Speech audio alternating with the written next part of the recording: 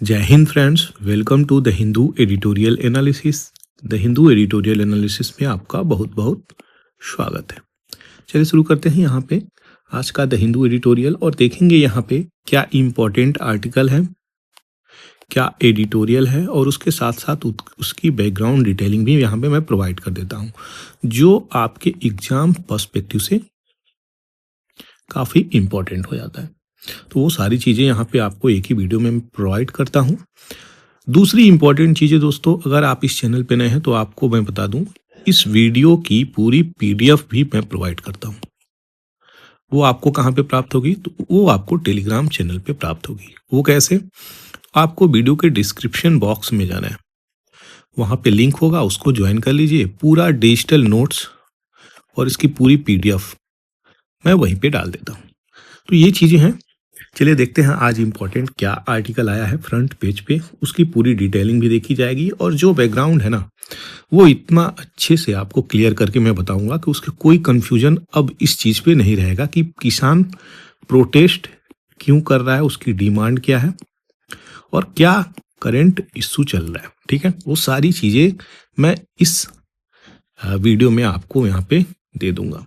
तो चलिए सबसे पहले इस चीज़ को देखते हैं कि यहाँ पे भारत कृषि और किसान कल्याण मंत्री कौन है। तो सबसे पहले आप जान ही रहे हैं, मामा जी हैं यहाँ पे शिवराज सिंह चौहान, मध्य प्रदेश के सीएम हुआ करते थे। ठीक है, लेकिन इनको सीएम पद से हटा करके सीधे कैबिनेट में जगह मिली, भारतीय कैबिनेट में।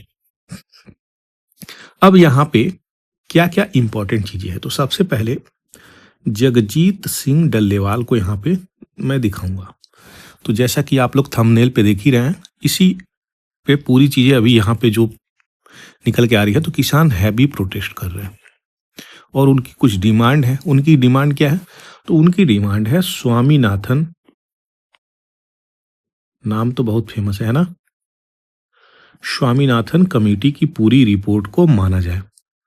ठीक है, अब इस कमेटी की पूरी बैकग्राउंड डिटेलिंग में दूंगा मैं, घबराने की आपको जरूरत नहीं है। तो ये क्या है, पहले इन पर्सनालिटी के बारे में आप समझिए यहाँ पे ध्यान से। इनका नाम जगजीत सिंह डल्लेवाल है और इनका जो फास्ट है, फास्ट अनटू डेट, समझ गए? इन्होंने प्रण ले लिया है कि जब तक इस कमेटी को आप लागू नहीं करेंगे स्वामीनाथन वाले, तब तक हम यहाँ पे अनशन पर रहेंगे, चाहे जान भले ही चली जाए। यहाँ पे सुप्रीम कोर्ट का इंटेलिजेंस आ चुका है। उसने पंजाब और हरियाणा गवर्नमेंट को कह दिया है कि आप लोग इंडल्ज करिए और इनको जल्द से जल्द हॉस्पिटल में पहुंचाइए, क्योंकि इनकी डेथ हो सकती है। ये लगभग 30 से 35 दिन, आई थिंक 37 डेज पास हो गया है इनको अनशन पे, और केवल जल और हनी जो होता है, जल और हनी मिला करके ड्रिंक कर रहे हैं। सोचिए, तो इनका जो है हेल्थ काफ़ी डिटेरियोरेट हो गया है, काफ़ी गिर गया है इनका स्वास्थ्य, जिसके कारण यहाँ पर सुनवाई की बात कही गई है कि किसान की जो डिमांड है उसको सुना जाएगा और फिर यहाँ पर डिसीजन भी लिया जाएगा। लेकिन पहले यहाँ पे चीज़ें चले। अब ये कहाँ क्या चीज़ें निकल के आ रही है, तो यहाँ पे बहुत सारे ऐसे भी इनको किसान पहुँच रहे हैं जगजीत सिंह डल्लेवाल के पास, ठीक है, कि जो पॉलिटिकली मोटिवेटेड किसान है कि किसी भी तरह से ये अनशन तोड़ दें, लेकिन ये जो है राजी नहीं है तोड़ने के लिए। वही सारी इशू यहाँ पे निकल के आ रही है। किस प्रकार से एमएसपी है वो सब भी यहाँ पे आपको मैं बताऊंगा। तो चलिए सबसे पहले यहीं पे चलते हैं और समझेंगे क्या स्वामीनाथन रिपोर्ट है। स्वामीनाथन कमेटी रिपोर्ट की यहाँ पे अगर बात करें दोस्तों, तो मुझे तो लगता है इसमें बहुत सारे ऐसे डिमांड हैं जो गवर्नमेंट फुलफिल करने के लिए कई बार सोचेगी, इसीलिए तो इशू निकल के आ रही है। ये बहुत ही ब्रॉड वे में किसान को कवर करता है ये रिपोर्ट, और उनको इस चीज को इम्प्लीमेंट करने के लिए भी यूनियन गवर्नमेंट यहाँ पे कई प्रकार से प्रोसीजरल स्टेप्स भी ले सकती है। प्रोसीजरल स्टेप मतलब किसी न किसी रूट से यहाँ पे लूप होल खोजने का भी प्रयास करेगी तो उसको शायद ना मिले, समझ गए? तो ये एक बहुत बड़ी बात है। अब इस रिपोर्ट को आप देखिए ध्यान से और समझिए कि एक्चुअली में है क्या। स्वामीनाथन कमेटी रिपोर्ट जो है रिकमेंड करती है नेशनल कमीशन ऑन फार्मर्स। तो इसके जो है चेयरमैन रहते हैं एम एस स्वामीनाथन, याद रखिएगा, NCF national commission on farmer. यही रिपोर्ट यहाँ पे ये देते हैं और ये इन्हीं को फादर ऑफ ग्रीन रिवॉल्यूशन भी कहा जाता है, जैसा कि आप सभी लोग जानते हैं, इसमें कोई नया चीज नहीं है। 2004 में इस कमेटी की इस्टेब्लिशमेंट होती है, ठीक है, और ये फार्मर के वेलफेयर के लिए और जो भी अग्रेरियन कृषि से रिलेटेड समस्याएं हैं उसको लेकर के रिपोर्ट बनाती है और सबमिट करती है। यहाँ पे 5 रिपोर्ट्स 2004 से लेकर के 2006 तक, ठीक है, फाइनल 2006 में ये प्रोवाइड कर दी जाती है। इसकी प्रमुख रिकमेंडेशन को आप देखेंगे तो आपको मिलेगा सबसे ऊपर, जिसकी फार्मर डिमांड कर रहे हैं। देश में किसानों का आंदोलन हर कोने कोने से निकल के आया है। रिसेंटली अगर बात करी जाए तो ये दिल्ली है और इस वाले रीजन में जो आपका है पंजाब हरियाणा वाला रीजन भी है, उत्तर प्रदेश वाला रीजन भी है। तो हर जगह से किसान आंदोलन कर रहे हैं दिल्ली आने के लिए और इनको रोका भी जा रहा है। इनकी सबसे पहली रिकमेंडेशन क्या थी स्वामीनाथन जी की? तो इंश्योर करिए मिनिमम सपोर्ट प्राइस, जिसे हम आज MSP बोलते हैं, एक निश्चित रकम मिलनी चाहिए। अगर फार्मर आज के डेट में अपना प्रोडक्शन कर रहा है, समझ गए, उस प्रोडक्शन का एक निश्चित रकम उसको प्रदान हो। वो रकम क्या है? तो वो रकम यहाँ पे फिक्स किया गया है C2। ये C2 समझिएगा क्या है, क्योंकि यहां से क्वेश्चंस कई बार बन सकते हैं। Comprehensive cost of production plus 50%, यही इनका MSP का डिमांड था। किसका? स्वामीनाथन जी का। रिकमेंडेशन की हम बात कर रहे हैं, C2 यानी कितना कॉस्ट लगा है फसल को उगाने में, ठीक है, प्लस 50%।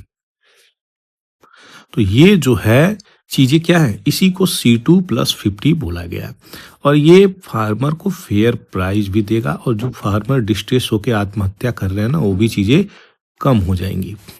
दूसरा, इनका जो उधारी है इंडेप्टनेस, वो इस्टेब्लिश करिए, उसके लिए उसको रिजॉल्व करने के लिए जो फार्मर उधारी ले लेते हैं, इस्टेब्लिश करिए नेशनल रूरल क्रेडिट फंड, ताकि ये कम से कम एफोर्डेबल क्रेडिट फार्मर को यहाँ से प्राप्त हो सके। रिड्यूस करिए डिपेंडेंसी इनफॉर्मल मनी लेंडर। अब इनफॉर्मल मनी लेंडर क्या होते हैं? ये वो मनी लेंडर होते हैं जो आपके विलेज एरिया में या फिर सिटीज में कोई भी पैसे वाला व्यक्ति है, ठीक है, वो आपको, आप गरीब हैं कोई, तो आपको उधार दे रहा है, तो उसकी रेट ऑफ इंटरेस्ट कितना होता है? बैंक से कई गुना होता है, ठीक है। मंथली वो कितना चार्ज करते हैं, 20%, 15% चार्ज कर लेते हैं। तो ये इस प्रकार की चीजें बैंकिंग, इंक्लूसिव बैंकिंग ना होने की वजह से ही, और फार्मर को लोन नहीं भी मिलता है उसकी भी वजह से ये चीजें उनके पास तक पहुंचती हैं, जिसके कारण क्या होता है, सोसाइटी इनका एक्सप्लॉयटेशन करता है। आ रहा है समझ में? लैंड में रिफॉर्म की बात कही गई है कि डिस्ट्रीब्यूट करिए। यहाँ पे देखिए, ये भी एक बहुत चैलेंजिंग वर्ड है। डिस्ट्रीब्यूट करिए जो भी सरप्लस वेस्ट लैंड है, किसको? जिनके पास लैंड ही नहीं है, उन किसानों को जिनके पास लैंड नहीं है।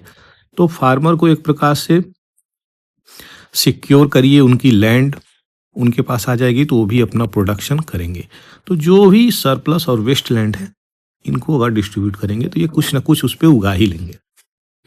इरिगेशन की सुविधा बताई गई है और वाटर यूज इफिशियंसी की। इरिगेशन यानी सिंचाई की इंफ्रास्ट्रक्चर लेकर के आइए। Rain water harvesting, micro irrigation. Micro irrigation में क्या आ रहा है? ड्रिप और स्प्रिंकलर। ड्रिप मतलब बूंद बूंद गिरना, स्प्रिंकलर मतलब ऐसे लगा है, ऐसे ऐसे ऐसे ऊपर जा रहा है, समझ रहे? तो ये वाटर की इफिशियंसी यूज हो गई।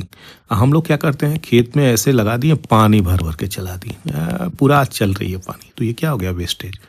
इजराइल में क्यों इतना प्रोडक्शन होता है? वहाँ पे पानी नहीं है, बहुत सारी लैंड की कमियां हैं, तो भी इस प्रकार की टेक्नोलॉजी का इस्तेमाल करता है वो प्रोडक्शन में। तो इन चीजों को फोकस करना पड़ेगा। ये किसकी रिकमेंडेशन है? पूरी की पूरी दोस्तों ये स्वामीनाथन की रिपोर्ट की रिकमेंडेशन आपको बता रहा हूँ। क्रॉप और लिवलीहुड में डाइवर्सिफिकेशन होनी चाहिए।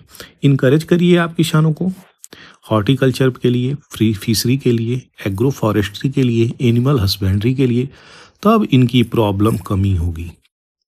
एग्रीकल्चरल रिसर्च को और ज़्यादा बढ़ाने की ज़रूरत है। किस प्रकार से?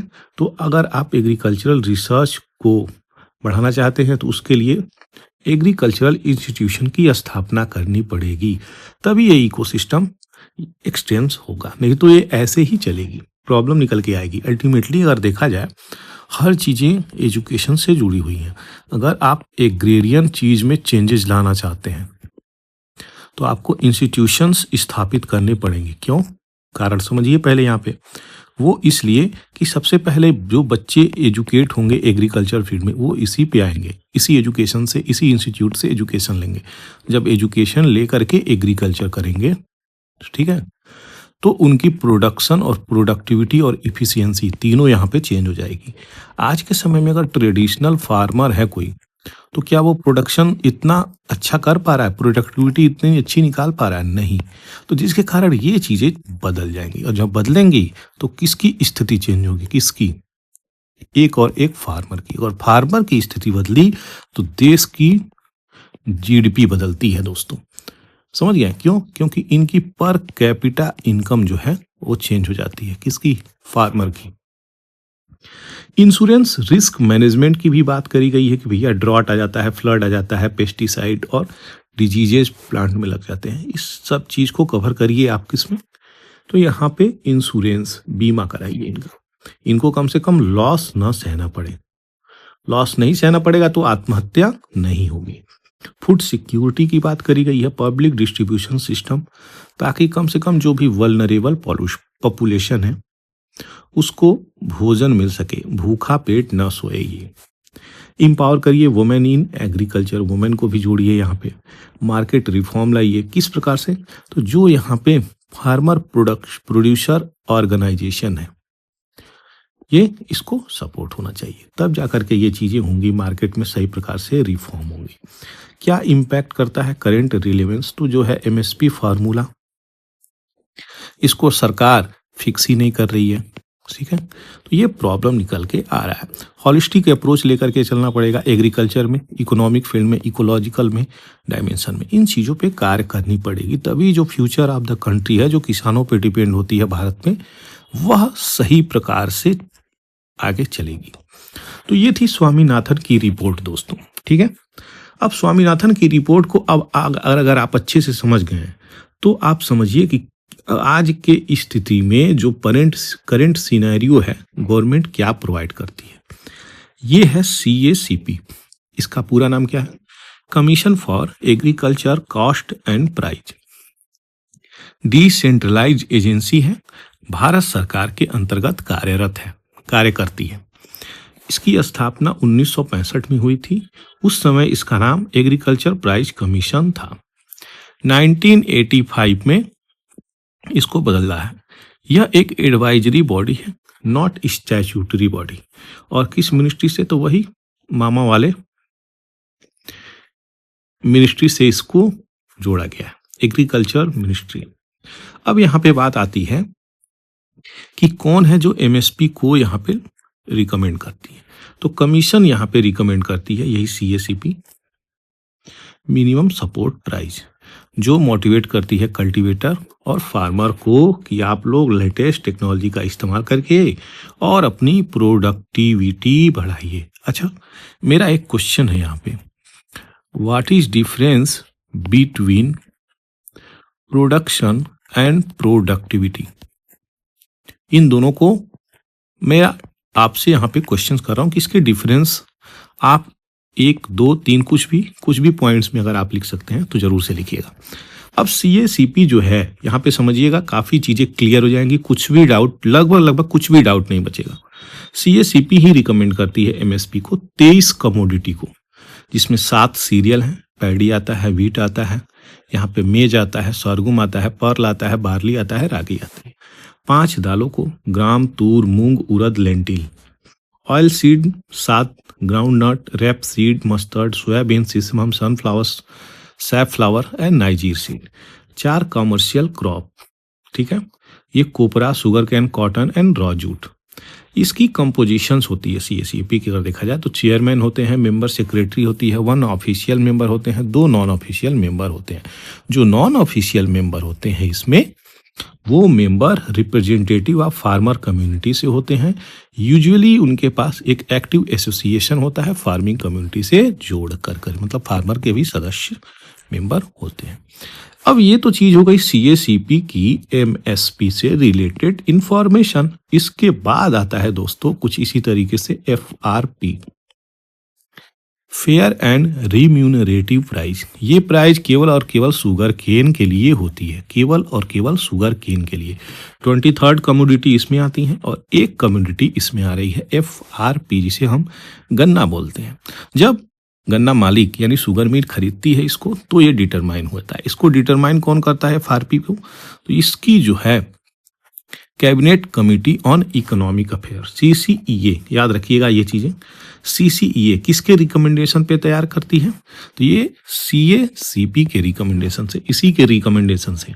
यहाँ पे जो है इसके रिकमेंडेशन से ये फिक्स करती है सीसीईए, ये चीजें याद रखिएगा, ठीक है।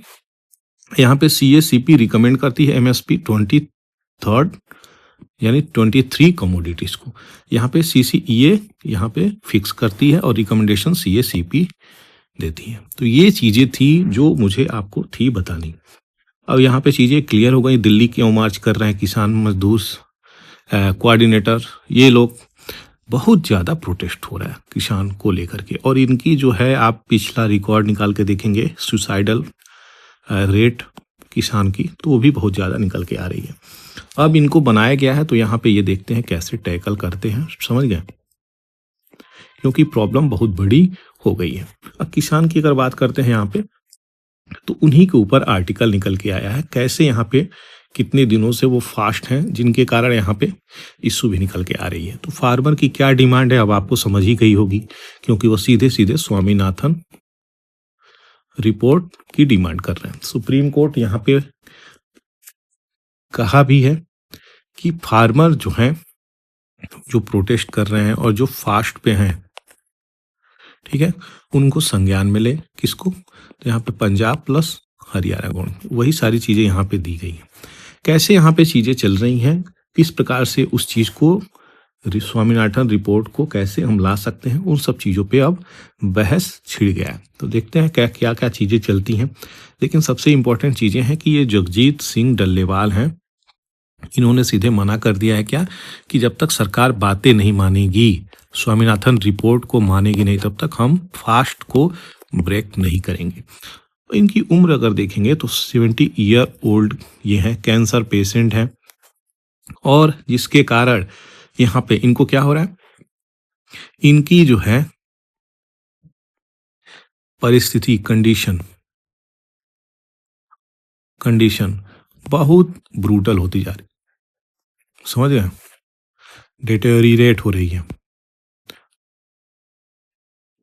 बहुत ही गिर गई है इनकी स्वास्थ्य। अब यहाँ पे यही सारी चीजें बोली गई हैं जो मुझे आपको यहाँ पे एक्सप्लेन करना था। पहले ही मैं सारी चीजों को यहाँ पे इस रिपोर्ट के माध्यम से आपको मैं बताया था। तो डल्लेवाल जी और पंजाब हरियाणा गवर्नमेंट मिल करके यहाँ पे चल रही है। यूनियन गवर्नमेंट यहाँ पे ये चीजें देखेगी ना कि क्या यहाँ पे डिमांड चल रही है, और यही आखिर में यूनियन गवर्नमेंट ही तो किसानों की बात को सुनेगी। स्टेट गवर्नमेंट तो आके एमएसपी लागू नहीं कर देगी। तो समझ गए, इसका इंटेलिजेंस चाहिए यूनियन गवर्नमेंट की, और अच्छे से यहाँ पे चीजें चलनी चाहिए।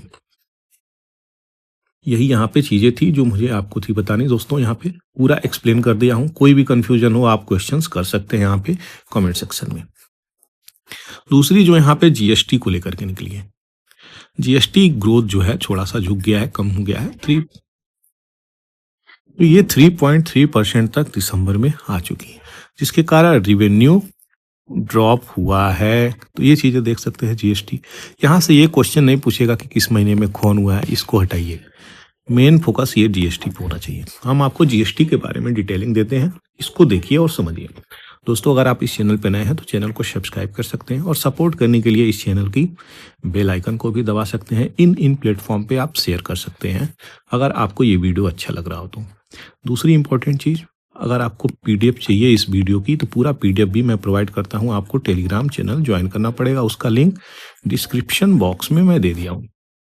चलिए यहाँ पे जीएसटी के बारे में डिटेलिंग देखते हैं। सबसे पहले जीएसटी काउंसिल की अगर बात करें तो यहाँ पे goods and services tax council इसको बोला जाता है। यह एक कॉन्स्टिट्यूशनल बॉडी है। आ रहा समझ में? किस आर्टिकल के अंदर आता है? 279A के अंदर भारतीय संविधान में इसको जगह मिली है।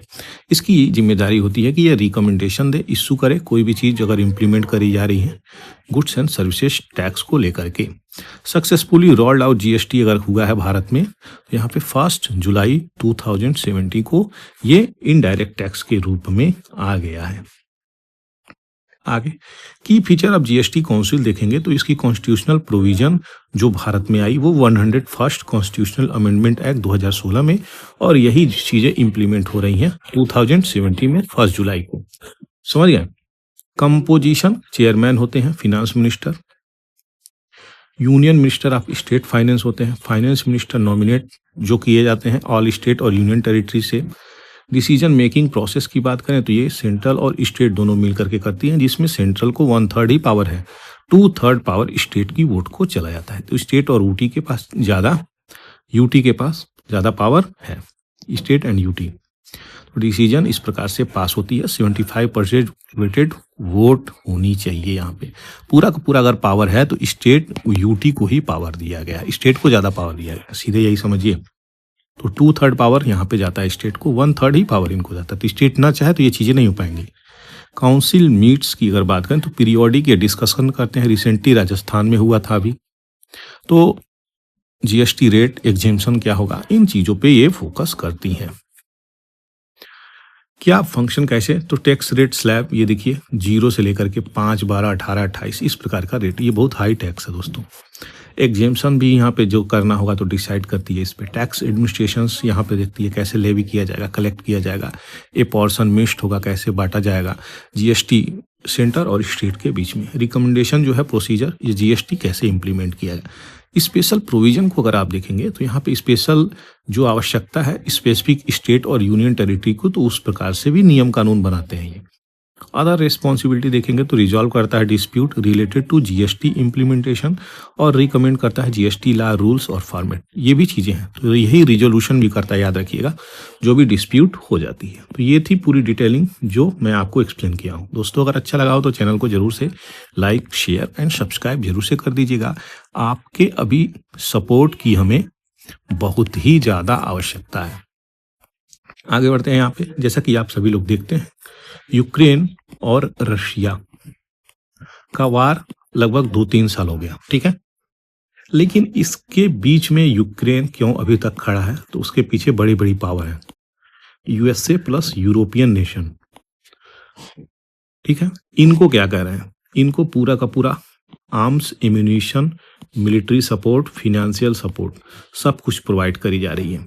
और यूएसए तो जाहिर सी बात है रशिया के अगेंस्ट में ही खड़ा रहता है, इसीलिए रशिया यहाँ पे अकेला पड़ा हुआ है। अब यहाँ पे क्या बातें हैं वो सब समझ लीजिए आप। बहुत सिंपल तरीके से आपको समझाने का प्रयास करूंगा। इस चार्ट पे आप सीधे आ जाइए। जैसा कि हम लोग जानते हैं 2 नॉर्ड स्ट्रीम पाइप हैं, Nord stream 1 and Nord stream 2। ये जो है नेचुरल गैस पाइपलाइन है जो रसिया से चल करके आपके यूरोपियन नेशन को आती है। तो ये देखिए यूनाइटेड किंगडम और जर्मनी, ये नॉर्ड स्ट्रीम जर्मनी और रसिया को कनेक्ट करती है, ठीक है।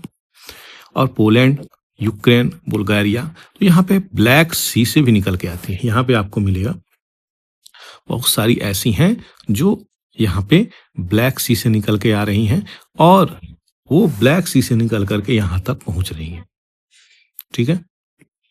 और ये वही गैस पाइपलाइन है जिसको बम्बार्डिंग करी गई थी इन पे, इन नॉर्ड 1 नॉर्ड 2 पे बम्बार्डिंग भी रिसेंटली करी गई थी और गैस पाइपलाइन रप्चर हो गई थी, जिसके कारण यहाँ पे इसका जो है नेचुरल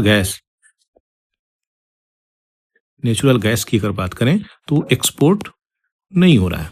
एक्सपोर्ट नहीं हो रहा है तो वो दूसरे कंट्री में अब चीजें जा रही हैं। तो एक चाइना बचा है, एक इंडिया बचा है, यहाँ पे डिस्ट्रीब्यूशन हो रही है दूसरे कंट्री में, मतलब दूसरे कंट्री में वो चीजें जा रही हैं। वही चीजें यहाँ पे है और इस चीज को यहाँ पे न्यूज में निकाला गया है। तो एनर्जी की जो क्राइसिस है वो आपके यूरोप में बन रही है, समझ गए। और यूरोप में एनर्जी की पूरी हैवी डिमांड होती है, बहुत ज्यादा।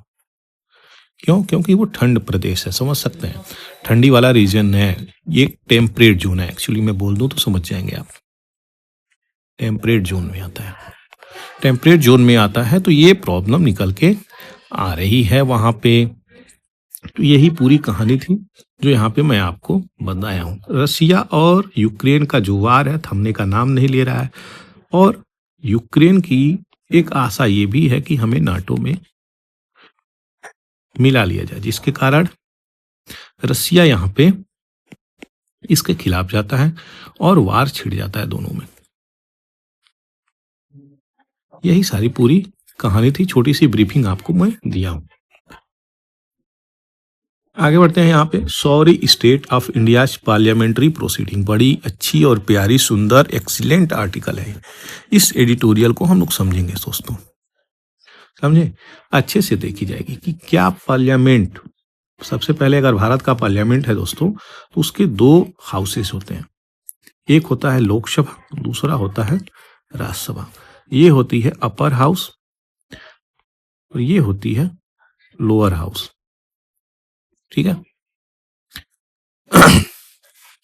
अब इन पार्लियामेंट में प्रोसीडिंग होती है, डिबेट होती है किसी भी मुद्दे पे, किसी भी बिल पे, किसी भी मोशन पे, किसी भी टॉपिक पे जो भी इनको रिलेवेंट लगता है, ठीक है, वो डिबेट होती है। और डिबेट में अगर सही ढंग से ना हो तो उसके लिए पार्लियामेंट के पास पावर होती है कुछ। वो पावर क्या होता है? एडजर्नमेंट,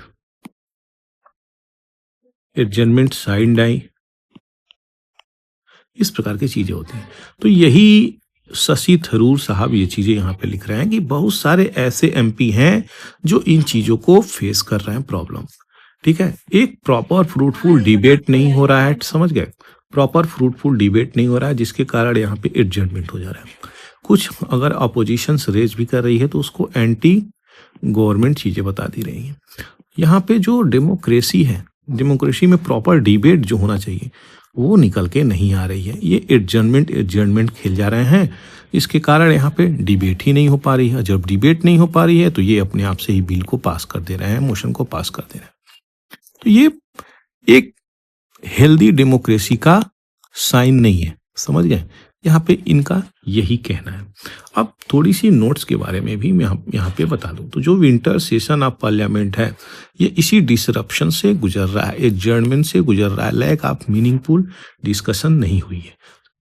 तो यहाँ पे इनकी यही कहना है कि जो बोथ ट्रेजरी ब्रांच और अपोजिशन यहाँ पे कंट्रीब्यूट कर रहे हैं, यहाँ पे दोनों ऐसी कॉज वाली सिचुएशंस, उथल पुथल वाली सिचुएशंस यहाँ पे डेमोक्रेटिक इंस्टीट्यूशंस में पैदा हो गए।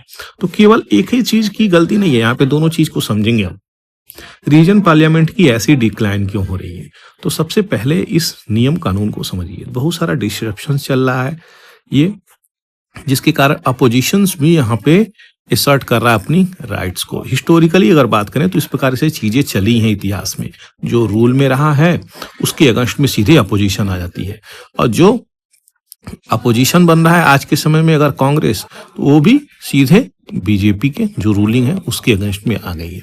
इस प्रकार की चीजें चली हैं। तो यहाँ पे इसी सब चीज को लिखा। पास्ट लीडर सोमनाथ चटर्जी और मीरा कुमार इन चीजों को जो चैलेंजेस है यहाँ पे इसको हाईलाइट किए थे जब इनकी कांग्रेस की रूलिंग थी। मीरा कुमार यहाँ पे जब स्पीकर थी। एक्रीमोनी बिटवीन गवर्नमेंट एंड अपोजिशन, जैसा कि पहले ही बताया, दोनों लोग एक दूसरे के विरुद्ध खड़े हैं, लेकिन यहाँ पे अपोजिशन का बस रोल है। अपोजिशन का रोल काफी इंपॉर्टेंट हो जाता है दोस्तों, और रूलिंग गवर्नमेंट को चैलेंज करने के लिए यहाँ पे बहुत सारे एक्शन भी लिए जा रहे हैं। तो ये जो है नेहरू और वाजपेयी जैसा चीजें नहीं चल रही हैं। एक समय था जब बाई पार्टीशन कोऑपरेशन दोनों लोग मिलके करते थे, क्योंकि एक फ्रूटफुल डिस्कशन इंपॉर्टेंट होता है। आज यहाँ पे केवल और केवल एंटी चीजें चल रही हैं, समझ रहे हैं, नेगेटिव वाली चीजें चल रही हैं। यही यहाँ पे चीजें बोल रहे हैं। करंट पॉलिटिक्स फ्रेम देखेंगे तो एक दूसरे के एनिमी बने फिर रहे हैं, तो आप कैसे डिबेट कर लोगे, कैसे इस चीजों को लेकर के आगे चलोगे। पब्लिक एक्सपेक्टेशन काफी बड़ी हुई है, लेकिन कोई भी चीजें सही मायने में पार्लियामेंट्री डिबेट हो ही नहीं रही है, तो बात ही हटा दो। डिसरप्शंस हो रहे हैं, सही प्रकार से डिबेट नहीं हो रही है, तो ये पार्लियामेंट की प्रोसीडिंग जो है इसको रिप्लेस किया जा रहा है performative appearances, television, social media, इस पे यहाँ पे अब चीजें पहुंच रही हैं।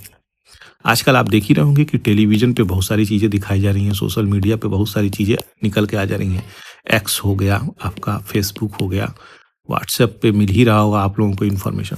इस प्रकार की चीजें निकल करके अब यहाँ पे आ रही हैं। एक समय था जब पार्लियामेंट में डिबेट होना चाहिए था, लेकिन यहाँ से चीजें निकल के आ रही हैं। तो ये इम्पैक्ट क्या करेगा ये देख लिया जाए डेमोक्रेसी पे। अपना जो है पार्लियामेंट्री स्टैंडर्ड वो गिर रहा है। एमपी की जो है लिमिटेड इंटरेस्ट लेजिस्लेटिव डिबेट भी हो रही है, ये समझ रहे हैं, तो जिसके कारण डिसरप्ट करेगी इनकी इंगेजमेंट को। गवर्नमेंट अप्रोच भी यहाँ पे निकल के आ रहा है कि कैसे बीजेपी एवॉइड कर रही है अपोजिशंस की और बिल को यहाँ पे पास कर दे रही है बिना ही एडिक्वेट डिबेट किए, जो कि पहले ही बोला था मैं। अब देखिए एक प्रोसीजर होती है, कोई बिल आया, ठीक है, वो बिल आया, बिल जैसे ही पड़ेगी तो वहां पे छोटा सा डिबेट होगा, उसके बाद उसको भेज दिया जाएगा पार्लियामेंट्री कमेटी को। पार्लियामेंट्री कमेटी पूरा स्क्रूटनी करेगी, जांच कर दी है बहुत डीपली दोस्तों, बहुत डीपली। उसको जब यही चीजें ये काट दी हैं, ठीक है, प्रॉपर डिबेट स्क्रूटनी नहीं हो रही है किसी भी बिल की। और ये इसके बाद आती है पार्लियामेंट्री फोरम पे, इसके बाद आती है पार्लियामेंट्री फोरम का मतलब पार्लियामेंट के फ्लोर पे। उसके बाद ये इस फ्लोर पे अच्छा से इस पे पुनः एक बार डिबेट होता है, तब वोटिंग होती है और तब जाकर के बिल पास होता है। जिस प्रकार से भी वो बिल होता है उस हिसाब से पास होता है। Money bill, ordinary bill, financial bill, तो ये अलग अलग बिल होते हैं, उस हिसाब से पास होती है। पार्लियामेंट मार्जिनलाइजेशन हो रही है, यहाँ पे रिड्यूस हो रही हैं, रबर स्टैंप फॉर डिसीजंस यहाँ पे बोली जा रही हैं। तो कंक्लूजन इसका यही निकल के आ रहा है कि हम अपनी पार्लियामेंट को वीक नहीं करना चाहिए, क्योंकि ये वीक हो रहा है। पब्लिक यहाँ पे इसकी इनडिफरेंट एग्जिस्टेंस चल रही है, इस चीज को नहीं बढ़ाना चाहिए। अब देखिए इस प्रकार से चीजें चलेंगी तो देश में इनटॉलरेंस भी आएंगी, डेमोक्रेटिक स्ट्रक्चर डिक्लाइन होगा, लोगों को डिबेट करने में यहाँ पे एक रियलिटी का जो फेस होता है चीजें, वो चीजें कर नहीं पाएंगे लोग, जिसके कारण क्या चीजें चलेंगी, प्रॉब्लम क्रिएट होंगी एक डेमोक्रेटिक कंट्री में। तो यही इसमें पूरा चीजें दिया गया है जो आपको एक्सप्लेन कर दिया हूं मैं। आगे बढ़ते हैं, यहाँ पे देखेंगे tackling delimitation by reversing population control. अब इस चीज को पहले यहीं पे समझिए। जैसा कि हम सभी लोग जानते हैं ये अपना प्यारा भारत है,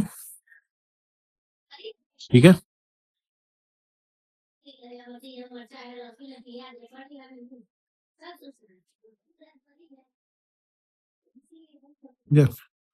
ये अपना प्यारा भारत है। पूरा भारत की अगर पॉपुलेशन को देखोगे आप तो नॉर्थ इस वाले बेल्ट को काट दो, ठीक है, और थोड़ा सा इस वाले बेल्ट को भी आप काट दोगे तो हाँ, इस वाले बेल्ट को, नॉर्थ ईस्ट के असम वाले रीजन को ले लो, तो नॉर्थ और साउथ में ऐसे डिवाइड कर रहा हूँ। एक्चुअली यहाँ पे ऐसा कुछ दिया नहीं है, लेकिन मैं आपको समझाने के लिए यहाँ पे प्रयास कर रहा हूँ, ठीक है। नॉर्थ में बहुत ही ज्यादा डेंसली पॉपुलेशन है। डेंसली पॉपुलेशन मतलब 1 किलोमीटर में बहुत सारे ही लोग रह रहे हैं। और यहीं पे साउथ की अगर बात करें तो साउथ वाले पॉपुलेशन में बहुत ज्यादा पॉपुलेशन है नहीं। अब यहाँ पे समझिएगा, नॉर्थ जो है डेंसली पॉपुलेटेड है और यहाँ पे पॉपुलेशन बहुत ज्यादा है नहीं, जिसके कारण क्या चीजें निकल के आ रही हैं,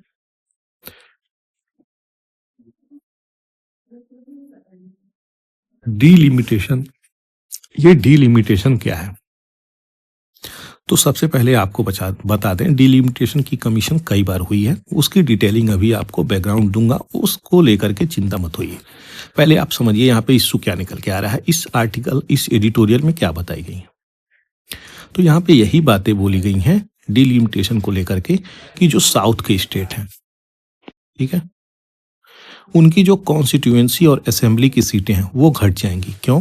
क्योंकि पॉपुलेशन यहाँ पे कम हुआ है। अब पॉपुलेशन के हिसाब से कॉन्स्टिट्यूएंसी प्लस असेंबली निर्धारित होती है, और यहाँ पे पॉपुलेशन भर भर के बढ़ा है, लोग रिप्रोडक्शन भर भर के प्रोडक्शन कर रहे हैं बच्चों की। तो यहाँ पे क्या चीज़ें हैं, नॉर्थ और साउथ में जो सीटों की संख्या है स्टेट वाइज, खास करके यहाँ पे आंध्र प्रदेश और तमिलनाडु, यहाँ पे सीटें घट जाएंगी। तो इनकी जो है सीटें घटेंगी तो इनकी सीटें प्रॉपर चली जाएंगी, जो पार्लियामेंट में ये लोग गए हैं, जो असेंबली में लोग बैठते हैं, समझ रहे हैं। तो ये क्या कह रहे हैं अपने लोगों को, अपने वुमेन को, अपने पीपुल को, कि आप लोग जो है ज्यादा से ज्यादा बच्चा पैदा करिए, समझ गए सीधे। तो ज्यादा से ज्यादा बच्चा पैदा करने की डिमांड भी करी गई है। फैमिली प्लानिंग की इशू भारत में तो प्रॉपर रही है। चाइना की बात करें तो चाइना से ज़्यादा हम लोग हो चुके हैं, उनकी पॉपुलेशन से एक्सीड कर चुके हैं, लेकिन ऑफिशियली सेंसस आएगा तभी हम ये चीज़ें मानी जाएगी। लेकिन यहाँ पे अगर आप देखेंगे तो चाइना का भी इशू जो आपको अभी बताया कि उसके पॉपुलेशन को हम लोग एक्सीड कर चुके हैं, लेकिन भारत के इन राज्यों में आंध्र प्रदेश और तमिलनाडु वाले रीजन में बोला जा रहा है कि आप लोग ज़्यादा से ज़्यादा बच्चा पैदा करिए। तो इस बच्चा पैदा करने का इम्पैक्ट क्या होगा वो समझिए। सीटें तो जा रही हैं इनकी, जिसके कारण लीडर्स यहाँ पे निकल के आए हैं, बोल रहे हैं ज़्यादा से ज़्यादा बच्चा पैदा करिए। हालांकि 1 पर्सन 1 वोट ही है। और दूसरी चीज़, एक चीज़ और यहाँ पे जो चीज़ें नहीं दिया है, एक कॉन्स्टिट्यूएंसी की, एक स्टेट के, मान के चलिए तमिलनाडु के कॉन्स्टिट्यूएंसी की और यूपी की कॉन्स्टिट्यूएंसी की, इन दोनों की कॉन्स्टिट्यूएंसी में पीपल के अनुसार सीटें डिवाइड होती हैं। तो कॉन्स्टिट्यूएंसी टू कॉन्स्टिट्यूएंसी में कोई अंतर नहीं होगा, कोई अंतर नहीं, क्योंकि पर्सन पॉपुलेशन के बेस पे सीट की डिवीजन हो रही है। लेकिन एक राज्य उत्तर प्रदेश है और एक राज्य तमिलनाडु है, इनमें अंतर हो जाएगा, यूपी में अंतर हो जाएगा और तमिलनाडु में अंतर हो जाएगा। वो अंतर क्या है, तो उस अंतर को समझिए। यहाँ पे यूपी में कितनी सीटें हैं, यूपी में 80 सीटें हैं और तमिलनाडु में कितनी, क्योंकि यहाँ पे पॉपुलेशन है तो यहाँ पे इसकी अपेक्षा तमिलनाडु में कम सीटें हैं। समझ गए, किसकी, मेंबर ऑफ पार्लियामेंट की। उसी तरीके से असेंबली में भी है, समझ गए। तो ये चीजें निकल के आ रही हैं। अब यहाँ पे पॉपुलेशन अधिक है तो इनकी जो बातें ज्यादा सुनी जाती हैं भी हैं, कहाँ पे, पार्लियामेंट में। यही इशू यहाँ पे निकल के आ रही है। कहा जा रहा है कि ज्यादा से ज्यादा बच्चे पैदा करिए, वुमेन को बोला जा रहा है। अब इन चीजों को आप समझिए कि वुमेन पे क्या इम्पैक्ट पड़ेगा। सबसे पहले तो वुमेन की इंडिपेंडेंसी भी जाएगी। अगर वो 4 बच्चे 5 बच्चे 6 बच्चे पैदा करेंगी तो उनकी इंडिपेंडेंसी, वो इसी चीज में लगी रहेंगी 10 साल। तो वर्क फोर्स भी डिक्लाइन होगा। बहुत सारे लोग तो इसलिए जॉब नहीं दे रहे हैं वुमेन को, क्योंकि उनकी जो प्रेगनेंसी वाली सिचुएशंस आती है उसमें उनको जॉब में नहीं आना होता है और उनको पे करना पड़ता है पूरी सैलरी, समझ गए, जिसमें सेंटर या स्टेट उनका कोलैबोरेशन भी होता है, आपको फाइनेंशियली सपोर्ट करेंगे वो, लेकिन यहाँ पे बहुत सारी इश्यू भी हो जाती है। तो ये चीजें निकल के आ रही हैं। दूसरी चीजें, क्या हम इन चीजों में वेलफेयर को टारगेट किए, वुमेन के वेलफेयर को हमें ऐसे ही नहीं बोल देना चाहिए कि आप ज्यादा से ज्यादा बच्चे पैदा करिए। फर्टिलिटी रेट की अगर बात करें तो भारत में डिक्लाइन हो रहा है। यहाँ पे फर्टिलिटी रेट को ये फिर से बढ़ाने की बात कर रहे हैं, तो रिवर्स करना है अगर फर्टिलिटी रेट, तो यहाँ पे पॉपुलेशन इम्बैलेंस भी होगा। इस चीज को भी देखना पड़ेगा। डिसएडवांटेज यहाँ पे लोअर पॉपुलेशन को मिल रही है। लोअर पॉपुलेशन मतलब साउथ की बात कर रहे हैं, ठीक है।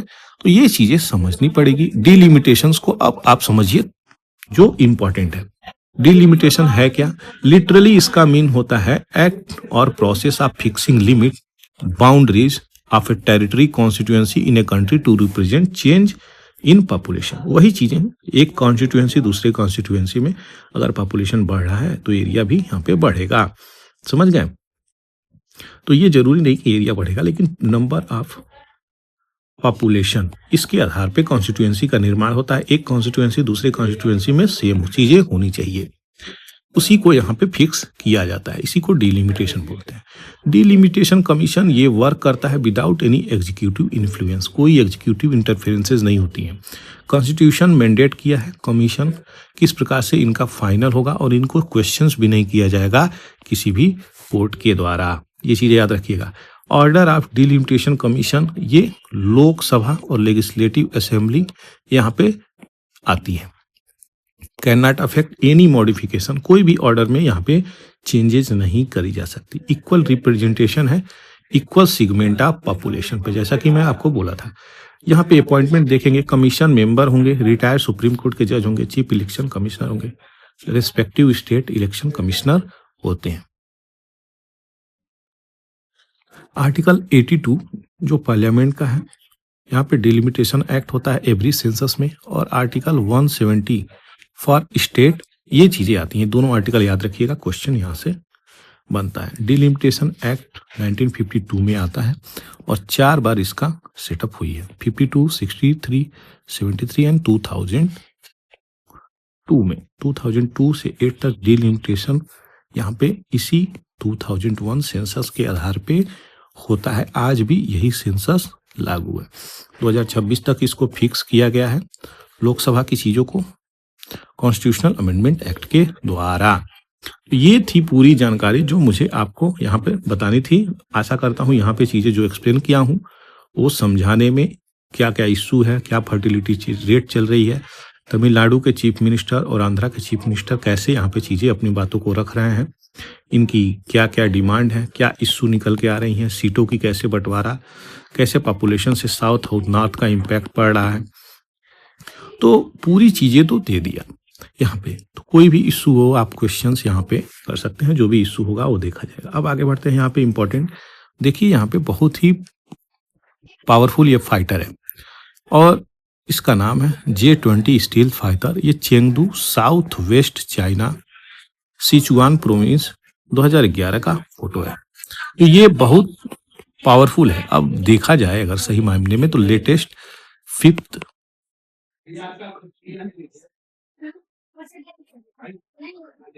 जनरेशन और 6th जनरेशन का स्टील फाइटर भी आ रहा है, ठीक है, चाइना के पास। चाइना तो यहाँ पे बहुत ज्यादा अपने एयरफोर्स में टेक्नोलॉजी का इनोवेशन, समझ रहे हैं, कौन कर रहा है? चाइना कर रहा है। यानी टॉप पे जो लोग बैठे हैं ना यूएसए, उनसे इनका कंपटीशन है, यानी उनके पैरेलल, उनसे आगे निकलने का प्रयास चल रहा है। तो अगर यूएसए कहीं यहाँ पे है तो ये यहाँ पे है, बस यही अंतर है, कोई अंतर नहीं है। और ये देखिएगा आप यहाँ पे इसकी एयरफोर्स पावर अगर आप देखेंगे तो यहाँ पे चाइना जो है अनवील किया है series of high technology platform establish इस टेक्नोलॉजिकल सुप्रीमेसी। तो इसी चीज को लेकर के यहाँ पे हुई है fighter jet, steel fighter jet, जो आपको मैं दिखाया हूँ। और भारत भी इसमें अपना कार्यरत है, एम्बिशियस प्लान लेकर के चल रहा है कि इस प्रकार से 500 फाइटर जेट को इंडिजिनसली डिजाइन किया जाए और बनाया भी जाए। हालांकि इंजन की, एरो इंजन की बात करें तो यहाँ पे सिंगल मेजर डिपेंडेंसी हो जाती है भारत की। अब यहाँ पे हम क्यों डिबेट कर रहे हैं इस मुद्दे पे? तो सही मायने में आपको मिलिट्री के 3 स्तंभ, नेवी, लैंड एंड एयरफोर्स, इन तीनों का हम लोग सीडीएस बना दिए हैं, चीफ डिफेंस सर्विस, ठीक है, जिसके सबसे पहले बिपिन रावत रहते हैं। उनकी चॉपर क्रैश में तमिलनाडु में डेथ हो जाती है। अब हम आपको यहाँ पे इसलिए बता रहे हैं ये चीजें क्योंकि चाइना जो है इसमें एक महारत हासिल कर लिया है अपने जेट में। तो J-20 स्टील फाइटर, इसकी काफी पावरफुल ये फाइटर है, जिसके कारण यहाँ पे बहुत सारा क्वेश्चंस भी निकल के आ रहा है। यूएस की भी इंटेलिजेंस भी देखी जाएगी। अब यहाँ पे चाइना के मिलिट्री मॉडर्नाइजेशंस को देखिए। रिसेंटली वीडियोज निकला सोशल मीडिया पे, जिसके कारण ये चीजें काफी न्यूज में निकल के आई। तो 2 स्टील फाइटर जेट यहाँ पे इसकी कॉन्फ़िगरेशन निकली। 3 इंजन इसमें लगे हुए हैं, लॉन्ग रेंज कवर कर सकती है, फ्लाई कर सकती है चेंगडू सियाचुआन से, और ये एक्स मीडिया सोशल प्लेटफॉर्म पे इससे चली। सेकेंड स्मॉलर जेट भी यहाँ पे निकले हैं। तो एक तो बड़ा, हालांकि अभी तो इन चीज की जो वीडियो निकली है, कहा जा रहा है कि ये छोटी सी है, छोटी सी वीडियो, उसमें ये चीजें आदमी जज करिए, हालांकि ऑफिशियल कुछ भी नहीं है। लेकिन ये तो सच्चाई है कि चीजें हैं, समझ गए। तो इस चीज पे क्या चीजें निकल के आ रही हैं?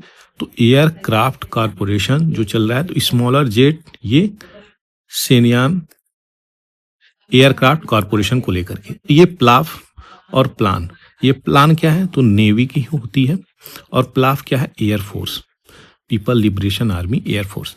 ये चाइना ऑलरेडी फील्ड करी है 5th जनरेशन फाइटर जेट। तो 5th जनरेशन फाइटर जेट हो गई है, 6th जनरेशन पे भी कार चल रहा है।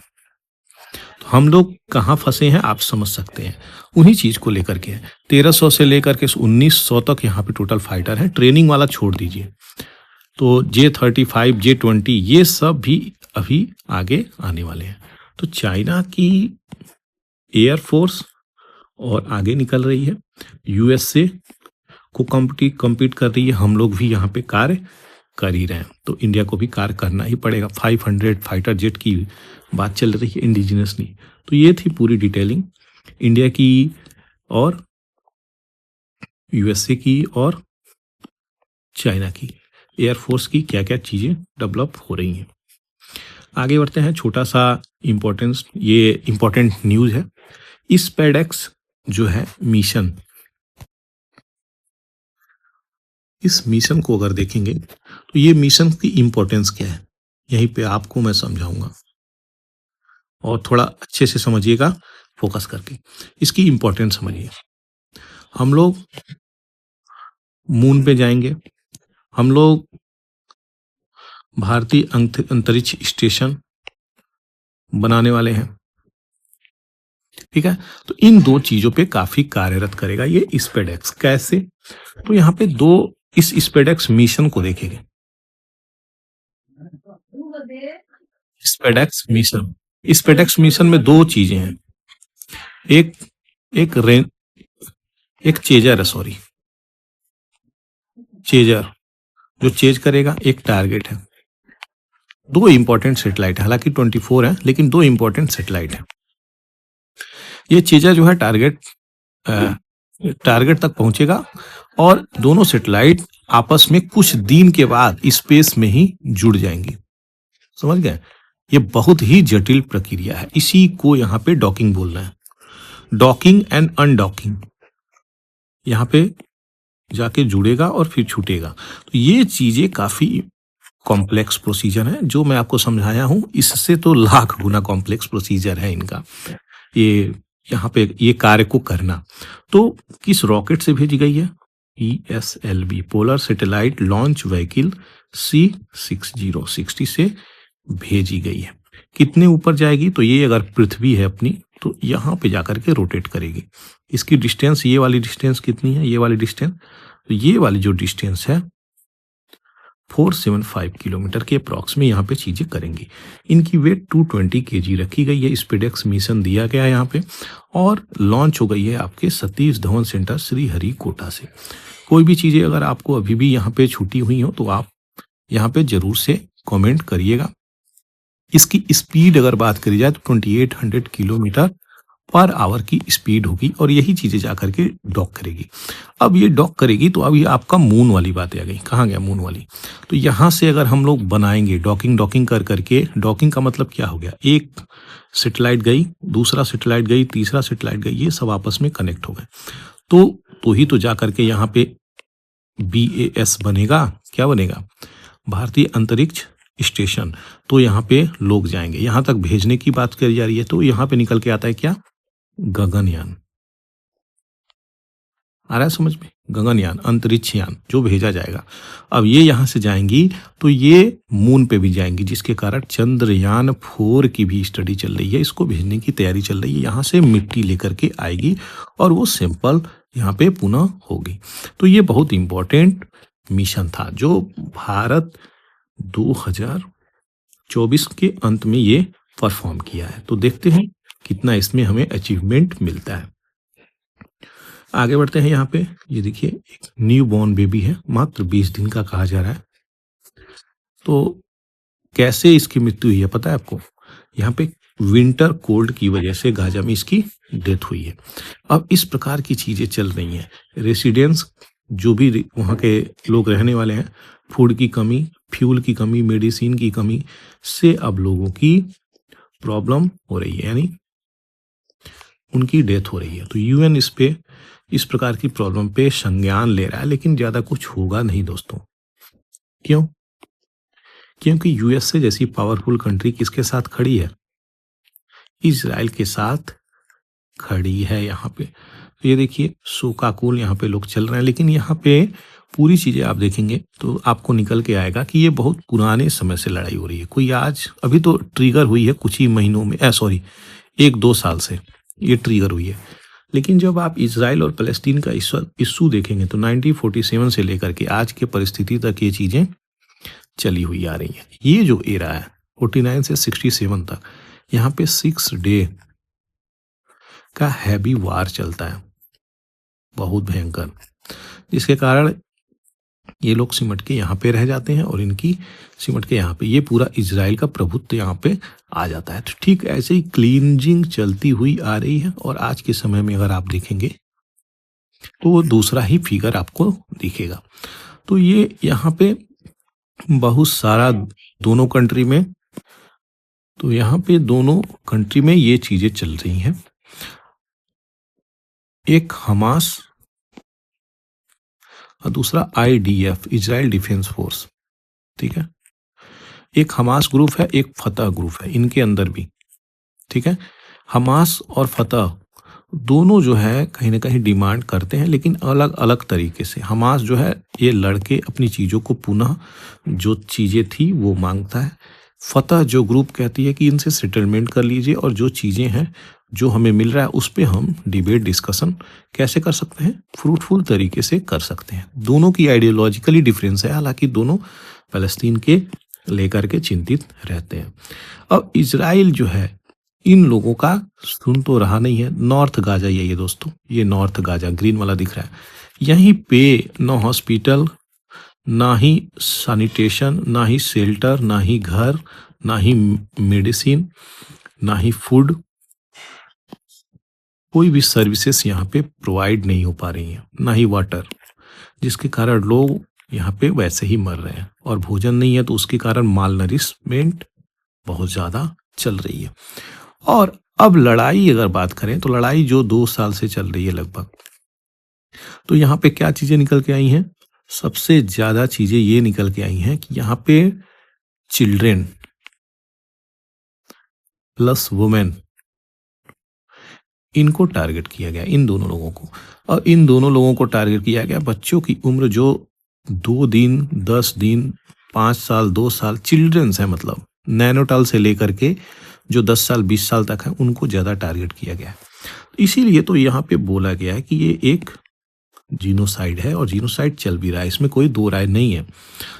तो इस चीज को रोकने के लिए वर्ल्ड की पावर को आना पड़ेगा। यहाँ पे यूएन बस चिल्लाता रहेगा तो बहुत ज़्यादा हो नहीं पाएगा। अभी रिसेंटली क्या हुआ है, बेंजामिन नेतन्याहू जो पीएम है, उनकी अरेस्ट वारंट निकाली गई है इंटरनेशनल क्रिमिनल कोर्ट के द्वारा। तो जो कंट्री आईसीसी की सिग्नेटरी नहीं है, साइन नहीं की है, वो क्यों अरेस्ट करेंगी, ये समझ सकते हैं। और यूएस में तो गए भी थे, तो क्यों अरेस्ट करेगा यूएस। तो ये चीज़ें हैं जो प्रॉब्लम क्रिएट करती हैं। तो यही सारी डिटेलिंग थी। देखिए पुनः 12 लोग गाजा में वार में यहाँ पे मरे हैं नए साल के शुभ अवसर पे, बताइए। तो इस प्रकार की चीज़ें चल ही रही हैं, और बच्चों को देख सकते हैं। आपको अगर देखना हो सही मायने में ना, तो आप सोशल मीडिया एक्स वाले प्लेटफॉर्म पे जाइए और टाइप करिए गाजा, ठीक है। आपको रियलिटी दिखेगी, मैं बोल रहा हूँ आपको रियलिटी दिखेगी। यहाँ से मैं कुछ नहीं बता पा रहा हूँ आपको, तो आपको रियलिटी दिखेगी। वहां पे वो लोग बहुत एक्टिव हैं, ठीक है। वो चीजें आपको ब्रूटैलिटी उनकी वहां पर दिखेगी। आगे बढ़ते हैं। यहाँ पे पाकिस्तान, जैसा कि हम बताते हैं, नॉन परमानेंट मेंबर के रूप में यहाँ पे यूनाइटेड नेशन सिक्योरिटी काउंसिल पे अपॉइंटमेंट हुई है। तो यहाँ पे एम्बेसडर मुनीर अकरम पाकिस्तान के, ये अडॉप्ट किए हैं एक्टिव कंस्ट्रक्टिव अप्रोच। तो ग्लोबल जो चैलेंज है उसको देखी जाएगी, पता नहीं क्या देखेंगे ये। 182 वोट्स कंट्री को यहाँ पे मिला था, जिसके कारण ये इलेक्ट हुए हैं। तो यही चीजें हैं। नेक्स्ट यहाँ पे वैशाली जो है वो ब्रॉन्ज लेकर के आई हैं चेस में। ये चेस क्या है, वर्ल्ड ब्लिच चैंपियनशिप जो एंड हुआ है न्यूयॉर्क में। कहाँ पे हुआ था? न्यूयॉर्क में। साथ ही साथ इम्पोर्टेंट ये भी है, कार्लसन एंड नेपो मिनियाची, ये दोनों लोग अपना फाइट चेस का जो अवार्ड है वो शेयर कर रहे हैं, तो ये भी एक इम्पोर्टेंट है। और कहाँ पे हुआ है वर्ल्ड ब्लिट्ज चैंपियनशिप? न्यूयॉर्क में हुआ है। भारत से ब्रॉन्ज लेकर के ये आई हैं। रिसेंटली अगर देखा जाए तो सिंगापुर में वर्ल्ड चेस चैंपियनशिप हुआ था, ठीक है, जिसमें डी गुकेश जीते थे और ये यंगेस्ट हो गए हैं वर्ल्ड के, ठीक है, किसको हरा के? चाइना के डिंग को हरा करके। तो ये चीज़ें हैं। भारत में सबसे पहला कौन जीता था?